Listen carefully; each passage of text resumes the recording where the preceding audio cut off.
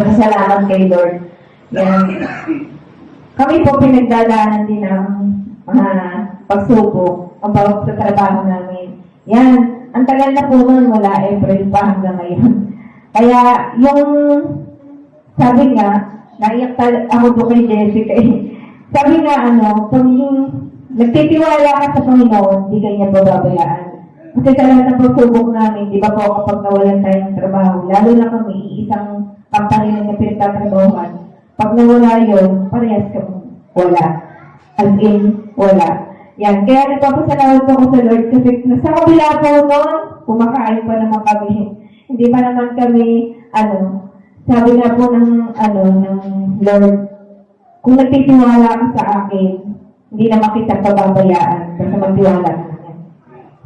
Sa akin po, salamat din po ako kay Jessica kasi yun talaga, alam ko po yung ng buhay niya mula nung maliliit pa yung kanyang mga anak. Hindi ko din po siya sinukuan. Kasi sa kabila sabi ko ng pagsubok, huwag kang susuko.